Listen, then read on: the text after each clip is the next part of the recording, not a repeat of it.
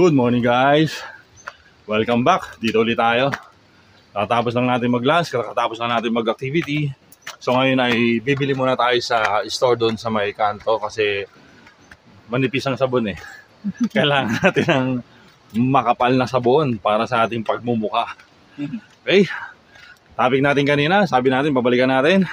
Magkano nga ba ang sweldo ng mga accountant 1, yung first step na accountant 1 sa government? Taas ba? Oo nga. Mataas nga. Ito pa yung dinidevelop ng Forest Hotel. Wow. Nagcarlan, Laguna. Hindi na kinakaya ni Lolo Robert. Nagre-reklamo na. Kwento ko lang bago ko sabihin kung magkano ang present na sweldo ng mga accountant 1. Salary grade 12 ngayon sa government, sa agency namin.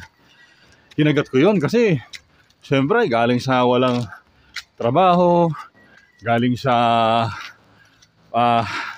certified public accountant na pero hirap pa rin maghanap ng trabaho. Oo, pumasa ako ng 2010 pero nakapasok ako ng DepEd.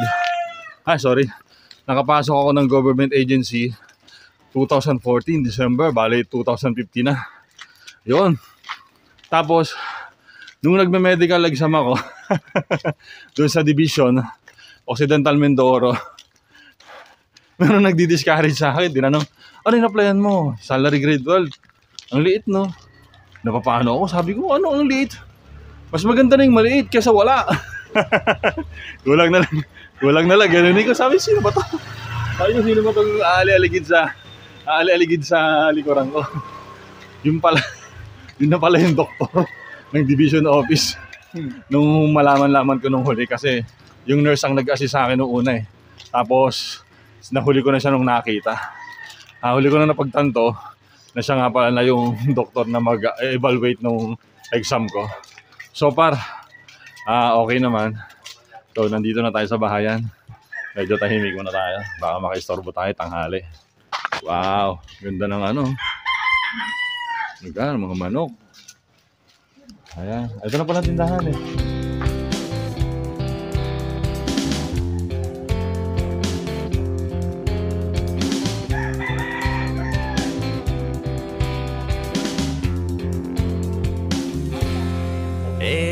Ano ngayon? Kung mahirap ako, papasukin ng lahat. Makakain lang ako. Ano ngayon? Kung lumalagpak ako, magsusunog ng kilay ko. Oo, napakasimple ng buhay dito. Masarap sa mga ganito kapag bakasyon lang. Pero kapag dito ka na, ay tapos wala kang ano. Pero kung vlogger ka, maganda dito kasi maraming nanonood ng mga ano yan, yung mag-harvest lang sa forest, dyan sa bukid. Oo, pero ganun ba magandang nila content? Oo, yun ang napansin ko, magandang content. Okay, balik tayo mga guys. So yun no, so in-accept ko yun. So wala pa yun yung 4 na tranche ng excuse me, 4 na tranche ng yung increase ng salary. So para sa akin malaki na yun. Hindi ko alam sa mga generation ngayon, mga generation X. Ano ba generation na tawag ngayon? Baka barya lang sa kanila yung ganung salary. So ngayon, nagkaroon na ng another tranche uli, pang 5 tranche na. Ngayong taon at next year ay pang-6 na tranche na. Sa ngayong taon, ang entrada na position ng accountant ay nasa 30,000. Yan sa pagkakaalam ko. So, yun, 30K. Yes, oo. Pero do maraming item na pwede naman na hindi ka accountant na ganun ang magiging sweldo mo, masigit pa. Kaya nga sabi ng iba, parang mababa. Mababa. Ayaw ko rin lang, pero para sa akin ay kung nag-uumpisa, siyempre malaking bagay na yun. Malaki na yun na bagay. Oo. Pero sa base nga sa na-experience namin, bakit walang nag-apply? Bakit ganon? Hindi namin alam. Sa pagkakaalam guys, no, may bakante po sa amin, 3 accountant 1. So baka mayroong mga interesado dyan na dyan sa Pasig lang naman ang opisina namin. At mag-inquire lang kayo, hanapin nyo lang yung agency or message nyo ako, message kayo dito. Paano ko ba sabihin? Sa Facebook page ko. So, Obviously, dito na ako. magbigay sila ng Rubber. comment.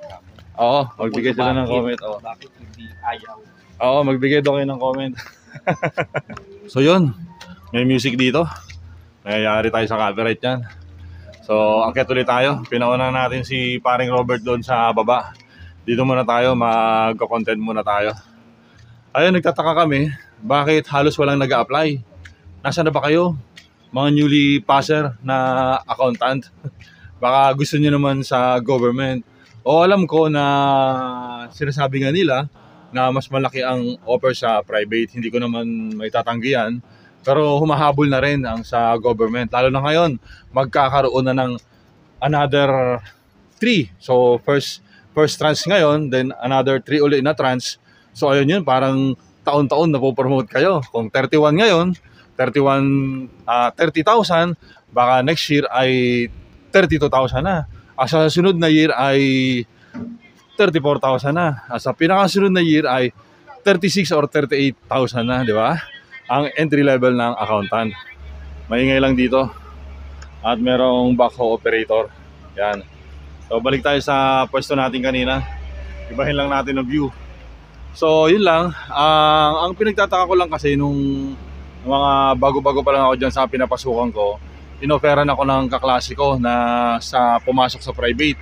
Tapos siyempre may edad na rin ako noon. Nung pumasa kasi ako, hindi na ako line of 20s, line of 30 na ako. At nung nakapasok na ako dito sa government agency, medyo malapit-lapit na tayo sa 40s. Kaya nasa 40 na rin ako noon.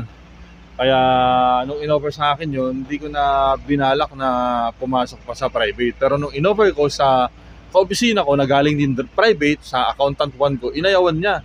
6 digit, pero inayawan niya sa private. So, baka may alam kayo kung bakit. So, medyo alam ko na rin, ang isang sinabi lang niya, power tripping. Hindi ko alam kung may ganun sa private. Hindi ko sure kasi hindi pa naman ako accountant nung pumasok ako ng private. Kaya hindi ko siya na-experience. Baka kayo, kung totoo ba yun, hindi ko rin alam. So hindi rin naman ako nasilaw sa 6-digit na offer kasi alam naman natin na iba rin naman ang benefits at saka advantage ng nasa government ka. So kanya-kanya namang kagustuhan yan. May ibang tao na hindi ganun, may impression sila na pag government ganyan. May ibang tao naman na kapag sa private, ganito, na pressure daw. So, comment na lang kayo kung ano ba talaga yung ano doon. Basta ako, wala naman akong sinasabi na kung ano maganda at hindi. Basta para sa akin, basta legal ang pinagkakitaan mo, okay yan.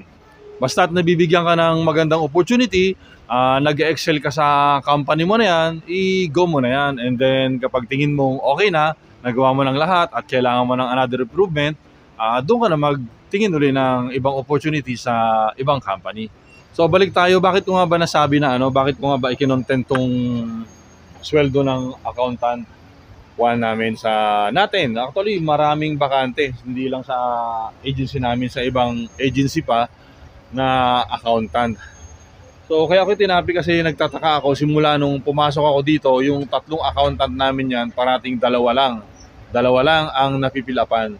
Yung 3 hindi talaga nabubuo, hindi kami nakukumpleto sa accounting section ng mga accountant. Kaya malaking palaisipan sa akin kung nasaan na ba kayo, saan ba kayo nagpupunta. Baka gusto niyo naman sa opisina namin at magagarantiyahan ko na marami kayong matututunan kasi sa amin, assorted ang trabaho at tinuturo talaga natin kung ano ang tama at talagang bantay tayo ng COA. At hindi ko na rin siguro papatagalin kasi medyo naiinitan na tayo dito.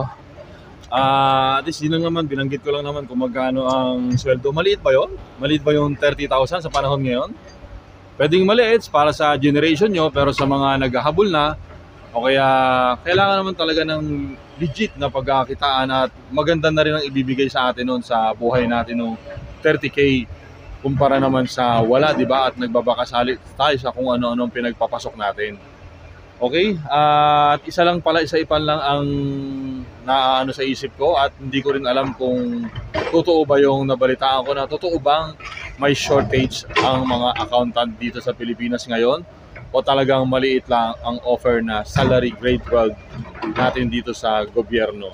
Actually, hindi lang talaga dito sa agency namin, marami pa sa NCR, sa San Jose Occidental Mindoro, Marami pa akong alam ng mga regional offices na may mga bakante na accountant 1 sa kanila kasi 3 ang item namin pero hindi nga napipilapan. Okay, sana ganun talaga, accountant mo nang kailangan eh. Pero nawawala sila eh, nawawala kayo. Hindi ko alam kung saan kayo nagpupunta bukod sa COA. Ang alam ko ay nagiging mas priority nila ang COA kasi ang unang item doon ay salary grade 13 yata. Basta mas mataas ng isa. And then may mga benefits pa. Doon lumipat ang kaibigan nating si Don Kenneth. At binabalitaan naman niya tayo na mas okay naman nga daw doon, mas maraming benefits. So mas nalalampasan pa yung sweldo na kinikita niya dati sa agency na pinapasukan ko ngayon.